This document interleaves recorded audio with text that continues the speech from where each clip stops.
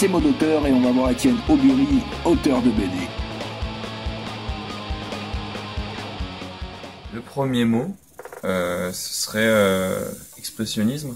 C'est un truc qui est vachement important pour moi dans le métier de raconter des histoires. Enfin, c'est ce dont on peut se servir avec la BD, c'est utiliser tous les éléments, que ce soit le décor, les couleurs et les personnages pour exprimer l'état intérieur des personnages, ce qui se passe à l'intérieur, et que les personnages soient le plus expressif possible avec toute la palette du langage de bande dessinée.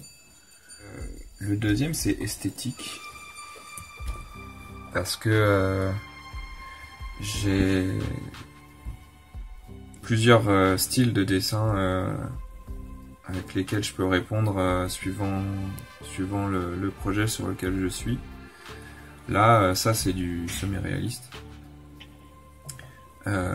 mais je dessine aussi avec un style plus cartoon, qui a des influences un peu plus personnelles. En fait, j'ai été vachement marqué par l'esthétique Maya. Les codex Maya sont des traces, les seules traces, on a trois codex qui comportent des dessins qui sont absolument fabuleux. Le troisième mot, c'est diversité. En fait, j'aime bien l'idée que, en tant qu'auteur, je peux faire entendre ma voix et mon point de vue à des gens à qui je parlerai jamais. Et j'ai envie de montrer des choses, d'aller ailleurs que ce dont on a l'habitude par automatisme de montrer, notamment dans les corps. Des corps pas forcément sveltes, dans les 1m70, blancs, bien foutus,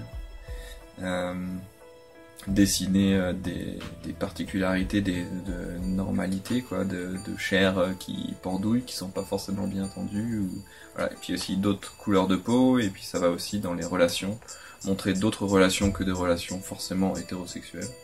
Le prochain mot, c'est volume.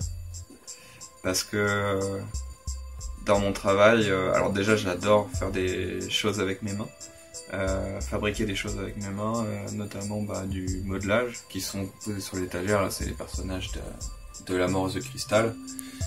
Et j'ai utilisé l'héroïne, celle du milieu, pour des clichés qui sont représentés dans l'album, qui sont affichés au mur, et donc c'est son visage modelé qui est affiché. Le dernier mot, c'est foisonnement. Ça fait partie de mon travail en illustration. Je fais des images ultra chargées, des grands formats ultra chargés en détail, avec différentes échelles de personnages. J'aime beaucoup en fait le rapport entre des personnages minuscules et des personnages gigantesques. On pourrait dire, au sens propre évidemment, c'est une vérité de la palisse de dire que les auteurs sont pauvres. Les exceptions sont rares, donc j'en fais pas partie.